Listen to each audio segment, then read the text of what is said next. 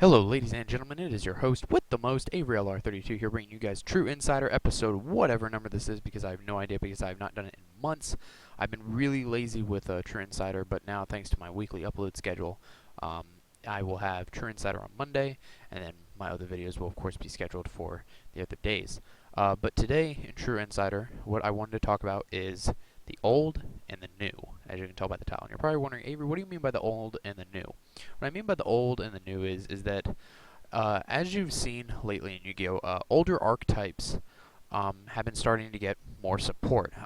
Perfect example being Gravekeepers. They have Necro Valley Shine, Necro Valley Tomb, Gravekeeper's Shaman, Gravekeeper's Disciple, Gravekeeper's Prophet. They're getting all these new cards, which really they don't make the deck overpowered, but it gives a reason for players to want to continue playing them so that people don't feel like, well, this deck hasn't gotten support in God knows how long, this hasn't been good in God knows how long.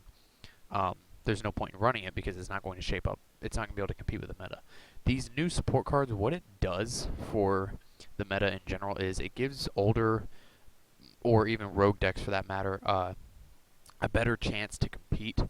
It gives players a chance to be more innovative. It gives players the chance to test out new things with older decks to hopefully help combat things like Dragon Rulers and all that. Like, Dragon Rulers have gotten all their support. I mean, yes, they got 6 cents, but that was a generic card that Dragon Rulers just happen to use better than any other deck.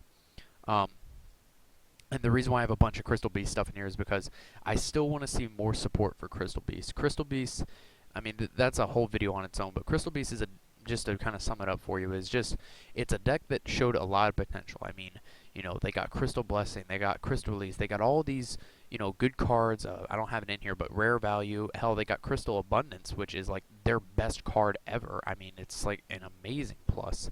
And then their boss monster was just terrible.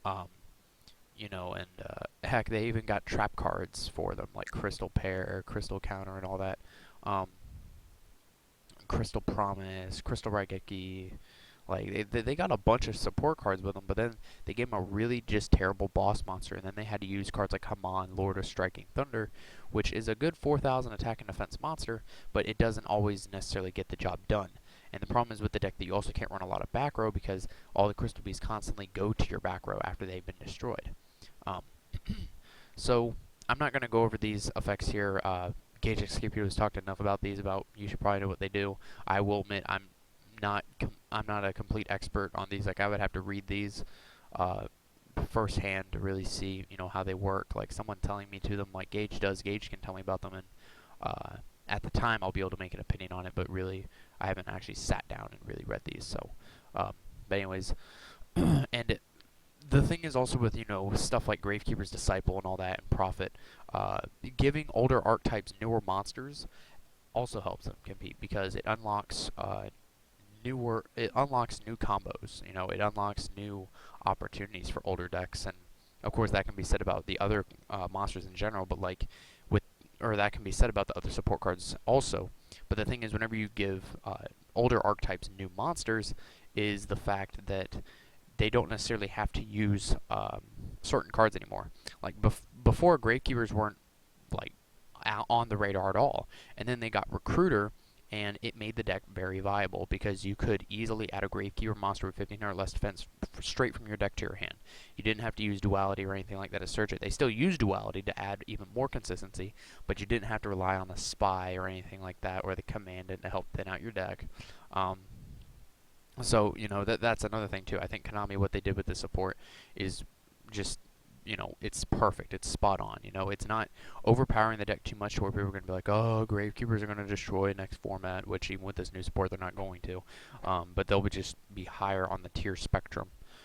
Whereas for, let's say, for example, they're probably like tier 4, 3 now, and then you have your tier 1 and 2 decks. This will shoot them up to maybe 2.5 or tier 2.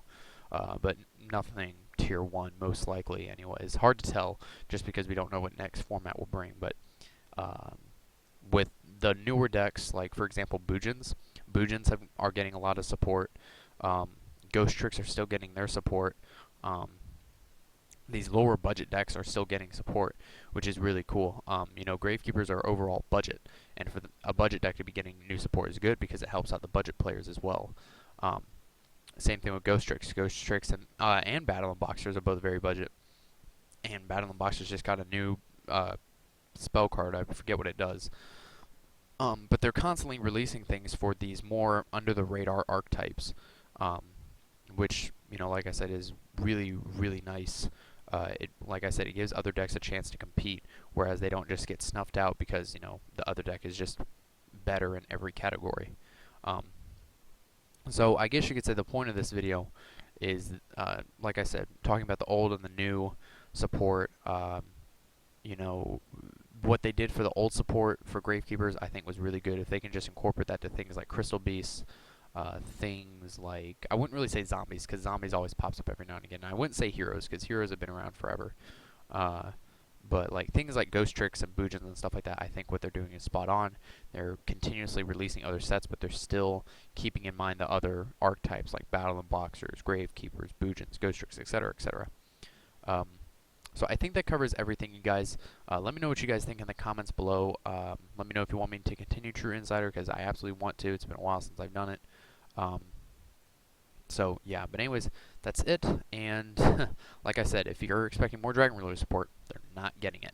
Nothing like Gravekeepers are. I see Gravekeepers getting more support than they already have just with these cards. They have these, which is nice. I'm really hoping that they get more support, though. I mean, hell, they have their own Infernity Barrier right here.